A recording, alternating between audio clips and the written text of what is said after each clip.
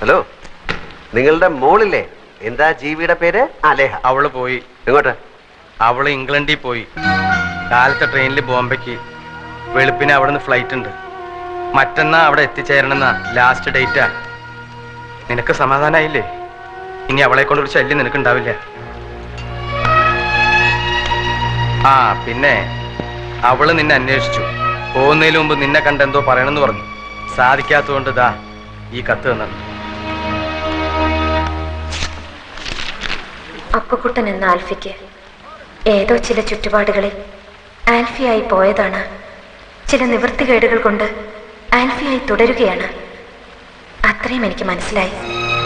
ചന്ദ്രയോട് സംസാരിച്ചത് ഞാൻ കേട്ടു.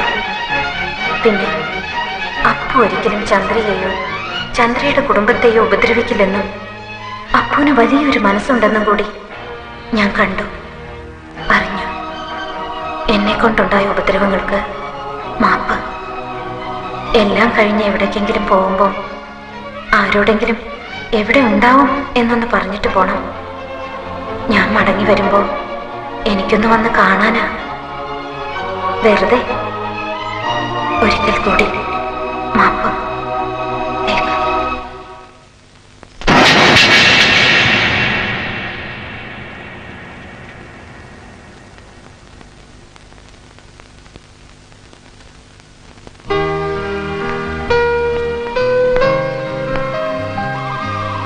ലേഹയുടെ ഫ്ലൈറ്റ് ഇപ്പൊ പോയി കാണും അല്ലേ?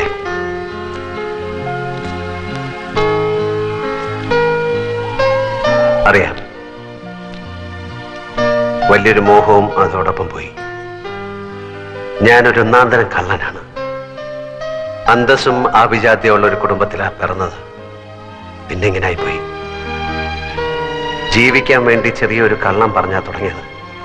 പിന്നത് പിടിച്ചു നിർത്താൻ വേറൊന്ന്, പിന്നത് പൊളിയാതിരിക്കാൻ വേറൊന്ന്. അങ്ങനെ കള്ളത്തരങ്ങളുടെ ഒരു കൂമ്പാരത്തിന്റെ മുകളിലാണ് ഞാനിപ്പോ നിൽക്കുന്നത്. ഒന്ന് പൊളിഞ്ഞാൽ മതി, പിന്നെ പടപടാന്ന് പൊളിഞ്ഞു വീഴും. ജാതകത്തിന്റെ ബലമോ ദൈവാനുഗ്രഹമോ എന്തുകൊണ്ടോ ഇതുവരെ പിടിച്ചു തന്നു.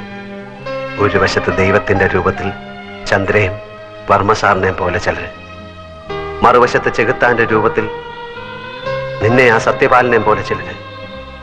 ദൈവങ്ങളുടെയും ചെകുത്താന്റെയും ഇടയിൽ കിടന്ന് ചക്രശ്വാസം വലിക്കുന്ന ഞാൻ. ആ വെപ്രാളത്തെ പറ്റിപ്പോയ ഒരു അബദ്ധമാണ്.